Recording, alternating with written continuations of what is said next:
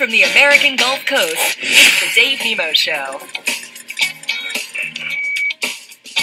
Well, we are kind of away from the coast here this morning. You know, every once in a while, you meet someone who gives you a different perspective on life. And the other day, I was honored to meet a lady who was celebrating her 101st birthday. The only person I've ever met who has gone through two 50-year anniversaries. But I think for the rest of us, it's a once-in-a-lifetime affair. And we are so proud and thrilled to be part of a once-in-a-lifetime affair here at Crete Carrier Corporation, Schaefer Trucking, Hunt. We are here in Lincoln, Nebraska at Crete headquarters for the 50th anniversary of a company that started the year I graduated from high school, which kind of puts that in personal perspective. 1966. We're going to walk a little bit down memory lane here this morning, just to kind of give you a perspective of how this company has thrived and survived through all of the ups and downs of the road that trucking has gone through in this country and around the world for that matter. We're going to talk about the future of trucking, the future of Crete. We're also going to talk to some of the drivers here, and a lot of landmark trucks are out on the road as well, and we're going to talk about those too. So it's going to be a fun couple of hours here in Lincoln, Nebraska at Crete headquarters, and we'll get the conversation rolling with Tonn Ostergard, who is the president and CEO. Tim Aschoff, who you know from being on the radio with us on a monthly basis. Of course, he's the COO of Crete and the president of Schaefer. And we'll also talk to Morris Sims, who is a driver who is driving one of 5 very special trucks, and we'll kind of talk about how that all came about here the other night, Saturday night. Deb Malloy will join us. We're going to talk about sales in terms of the economy and how it plays into the trucking industry with Ryan Allington a little bit later on. And, of course, you can't talk trucking without talking safety and compliance. Chris Hilkelman is going to join us as well. And also Winston Ostergard a little bit later on. So we've got a full roster of great folks to talk with here this morning on the program, and hope you'll stay tuned as we continue our celebration of the 50th anniversary of Crete Carrier. We'll be right back. Well, here we are again at the 50th anniversary of Crete Carrier here in Lincoln, Nebraska. Tonn Ostergard, good morning. Morning, Dave. Man, it's great to be here with you. Thanks for the invite. Well, it's an honor to have you here. So you're one of the true icons of the airways for the trucking industry. So it's an honor for us to have you here with us. Well, thank you very much. I deeply appreciate that. And Tim Aschoff, of course, a familiar voice on the program. Great to be sitting across the table from you. Great to be back on the show, and this is certainly one of those special occasions where it's great to have you here in person, and welcome to Lincoln, Nebraska, and to get a first-hand feel for Crete Carrier Corporation. Beautiful facility. And Tonn, one of the things when Todd Sanning brought us over to the facility yesterday afternoon, we were getting our equipment set up. The thing that he pointed out first, and then we talked about it when we left, were the flags out front. Tell us the story about the flags. Well, Friday was a very special day, Dave. We used it somewhat as the kickoff for our 50th anniversary weekend, but we rededicated our flags here on the corporate headquarters property, and it was a great moment. I think a lot of our teammates took a lot of pride. We gathered everybody as they left at shift change, and about 4:45 we commenced the ceremony to raise the flag with some color guard presenting the flags and raising them. And those guys were all veterans, veterans, right? Yeah, all company veterans, employee veterans. And we all participated in the Pledge of Allegiance and took some great photos. We had an overhead drone kind of capturing the moment, and but it was an emotional moment, I think, for everybody to proudly have the flags displayed above the building. So it was a great day. Indeed. I understand 2 of those flags. You know, there's a beautiful, very large American flag. Yes. And then there's the state of Nebraska flag. There's another flag over there. It's kind of red with a big N. And was that for Nemo? Was it? Yeah, that's true. It is, Dave. I didn't think of that.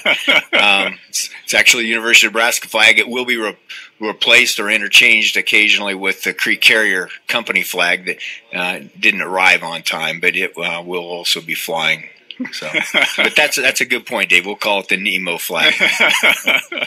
You know what? Actually, I didn't think of that until the moment I said it either, but that's kind of funny. The history of the company is really one of the most interesting in American business, because it started off and remains as a private company. There's a lot of to say about that, but one of the things that we cannot avoid here this morning, as much as we would love to avoid it, are the situation there in Orlando, the continuing threat of terrorism in the country, trucking pretty much being on the front lines of that in so many ways. I'm sure this has given you guys some real pause, Tim, about where we stand with all of this now. Absolutely, and there's nothing more important than the safety of our employees, our drivers out there on the road, and of course the people that they share the roads with, and the public in general. And unfortunately, these types of situations, while shocking, aren't as shocking as they should be, because they're coming too commonplace. And that is a little bit of a challenge for us as we work with our drivers to stay vigilant, be aware, report what they see. You see something, you say something, but as more things come commonplace, you don't say as much, because you become complacent. And I don't know what that says about our society today and where we're at, but our hearts and prayers go out to the victims and their families involved, and certainly we're praying that they can be healed, and that an event like this does not happen again in the future. Tonn, I know you guys put safety first and foremost, above all else, always have, always will. But when we talk about safety in trucking, we're talking about watch out for the other guy in the four-wheeler, cutting in front of you. Don't do, in terms of traffic and congestion and things. This puts a layer on that cake that is seemingly at this point, and it will be surmounted, but at this point it seems insurmountable. So I would imagine you're going to redouble your efforts in that regard, as Tim pointed out. You get complacent, that's when we're talking about the Nebraska flag up there. Well, that's for the football team. You get complacent, what do? You lose the game, right? We go into halftime here, and we really need to regroup and get ahead of the curve. Yeah, as you said, Dave, safety does extend well beyond just the safety on the road. That's our primary focus, but we always talk to the drivers, as Tim said, about being vigilant about what they see, vigilant in terms of securing their equipment, making sure we don't have a theft of a piece of equipment that might be used in the wrong way. So there's lots of other things. Our drivers are truly knights of the road out there, and they're watching over a lot of things going on. So they take that responsibility very seriously as well. Through the years, I've talked to so many drivers who haul high-dollar alcoholic beverages, cigarettes. Those are real target loads and always have been. And they're very hush-hush about what they're carrying, where they're going, and that sort of thing. That's been a trucking tradition. If not a requirement from a company, it certainly is a common-sense tradition. But you've got trucking as a group of people. People who go to church are a group of people now. The people in Orlando are a group of people. And it seems as if you don't know what group is going to be targeted next. Does this send a little bit of a shockwave through the industry in terms of, gee whiz, truckers are stereotyped ever since the days of Smokey and the Bandit. People still think of truckers in a certain way. And we all know that those stereotypes never really existed. They did in the movies and on television, but by and large not out on the road. So I think it's wise to understand that you're in a group of people here that can be identified as truckers. It gives you pause, doesn't it? Yes, and I think what we can do with that group is make that very positive, because as truckers, and as Tonn said, they're really great people that really want to be vigilant, and they want to make a difference, and they don't want this type of event to ever happen again. And so we're geographically dispersed and see and hear more things out there across the whole country maybe than any of those other groups that you mentioned. So I do think that this is something that truckers can actually be looked at it very positively in helping our world in this way, and being vigilant, being aware, and being those eyes on the road to help us be safer in the future. Along that line, Dave, I think one one characteristic or attribute that really defines truckers is they're an extremely patriotic group. They're proud Americans. They're proud people, and with that, I think they take a lot of pride in trying to represent the country and represent situations very well. So I always know that the truckers out there on the road are just an extension of everybody else that are trying to do the right thing out there, and they're a great group of people that we're very proud of. Not just our drivers, but truckers everywhere are just some of the best Americans that there are. Indeed. And speaking of that, you kind of segued with probably not knowing it into another area that I wanted to get into here first and foremost on the show. A full 30% of the cadre of drivers here are veterans.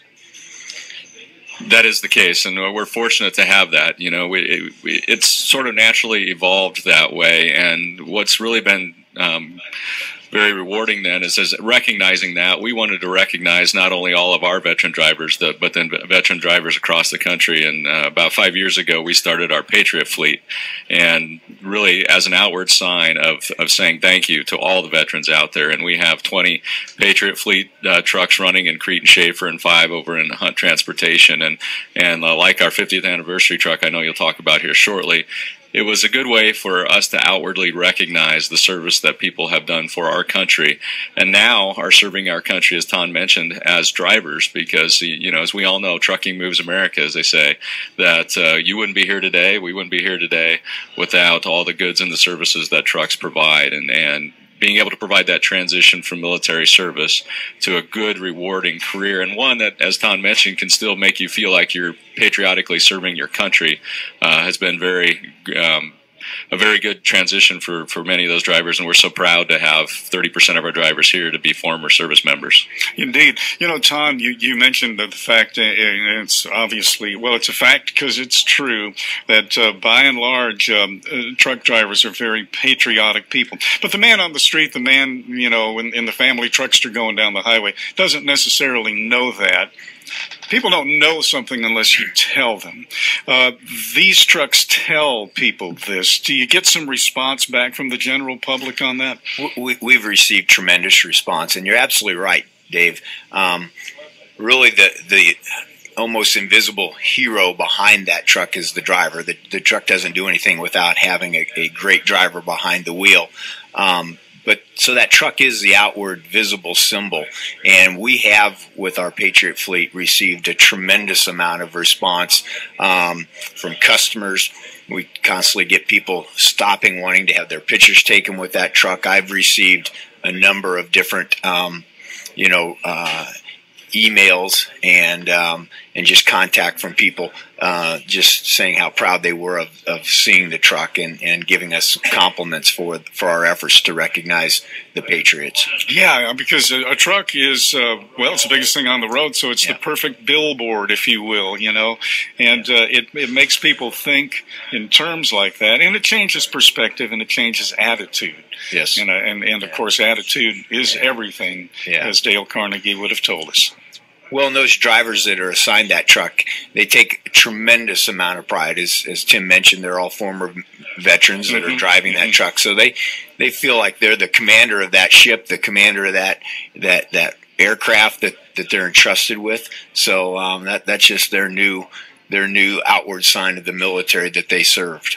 If folks go to CreteCarrier.com online, there's a real nice video, Tim, with some of the drivers there talking about what it means to be a driver overall, but what it really means about what these trucks really mean. Yeah, it's very rewarding to hear their stories, and you know, the patriotism they have for America is obviously one thing, but then the pride they have now, not only for being a service member, but for being a driver. And that combination is what's really rewarding to see and to hear. And we're so proud of all of our Patriot Fleet drivers, but all of our veterans that are drivers. We allow them to become members of our Patriot Fleet. If, as you mentioned, that outward sign, we give them a Patriot Fleet decal to put on all the trucks of our veteran members, so they all have that opportunity as well. Fantastic. We're going to take a real quick break right here.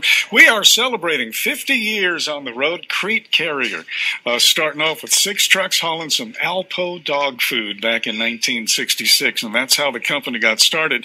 When we come back, Todd, let's kind of walk a little bit down memory lane, talk about some of the highs and the lows. You know, we all take them. We all have the ups and downs throughout, but here we are, right? Here we are, stronger and bigger and better, hopefully, than ever. We're here at Lincoln, Nebraska, of course, at Crete Carrier headquarters. Tonn Ostergard is with us, and, of course, Tim Aschoff, and we'll be right back. We've had here, not just in Lincoln, Nebraska, but at all of the terminals and facilities around. What do you got, 15 actual terminals, Tonn? Yes. Yeah, and there's some other facilities, too, for that matter. But you guys are spread all over the country. You see the Crete Schaefer Hunt trucks all over the place. And we have employees in, I think, 46 of the 48 states, so you can exclude just a couple. Yeah. 46 of the 50 states, I keep continental states. And we're going to meet a couple of those folks a little bit later on. And we're going to talk about we love wraparounds in broadcasting, where you start someplace and you kind of go full circle. We're going to go full circle a little bit later on. I'm not going to tell our listeners what I'm talking about here, but I think it's going to be kind of cool to hear this story that's coming up a little bit later on here this morning. So, 1966, the economy is pretty good at that point. And Alpo dog food is needing a good service, so Crete Carrier comes in. Well, as they say, Dave, necessity is the mother of all invention. Mm-hmm. And in this particular case, in 1966, actually in 1965, Alpo opened that new dog food plant. They celebrated 50 years ago last year, and we were down there for that last summer. And as that plant came on board, actually the founder of Crete Carrier came to Crete to run a cold storage warehouse with the intent to serve and provide warehouse space for Alpo, and quickly saw the opportunity to provide trucks. And so we probably got into the trucking business a little prematurely without all the authority and everything he needed to have in place, ran those trucks for a period of time, and then they kept wanting more. And quickly he realized, I need to do this legally. And so that's how Dwayne Ackley came on the scene. Dwayne was a young attorney in Lincoln, nationally known transportation specialist. And so Ken Norton, who actually founded Crete Carrier as a 24-year-old who moved here from Salt Lake City, he found Dwayne, and Dwayne helped get him the proper authority, and that really launched the official Crete Carrier as a contract carrier on June 9th, 1966. Wow, that's an amazing. I did not know that backstory. That's pretty fascinating. That really was fascinating. Again, just the entrepreneurship, the vision, and really representing the American dream. Two young guys. Ken is an entrepreneur, a young 24-year-old, and then Dwayne is his attorney. And so it was a great start to what has now become our organization today. On the program we talk all the time with drivers, and one of the things that we talk about was the fact that trucking but in a different way now, because the landscape has changed. Trucking was whatever it takes to get it done, we'll get it done. And we'll take care of the legal part of it later, but we need to get dog food someplace, so we're just going to do it. And, figure out what we did wrong and fix that later on. Today it's a lot different. The landscape has changed, but Dwayne took over in 1972, and I got another parallel for you. I'm going to go ahead and say it. I started with trucking radio in 1972, so we kind of share a timeline here. Mid-'70s, of course, whammo, the Arab oil embargo hits. You guys went through that, up and down, up and down. What are some of the high points and frankly, some of the low points that you can point up in a couple of minutes?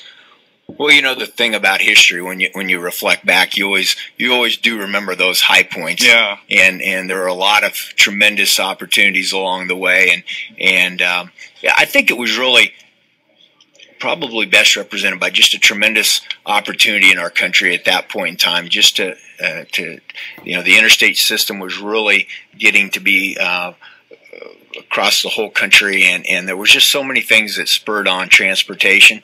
I think a lot of the things leading up to the real growth, particularly in the truckload sector, was deregulation. Mm-hmm. And so even in the early to mid 70s, that posturing was starting to take place, and Dwayne, being a transportation attorney, still continued to solicit and get the operating authority. And that's what led really to his purchase of Schaefer in 1974. It was an opportunity to, again, interchange and interline equipment, trip lease. Schaefer had tremendous opportunities with freight coming off the East Coast, did a lot of business with Hershey and Mars in those years. And so we trip leased that business and started to create that network that really served us well. So a lot of that was all posturing leading up to the deregulation of the Motor Carrier Act of 1980 that really liberated trucking in some ways and set us free to do the things in a deregulated environment that really led to the growth of the truckload industry in particular.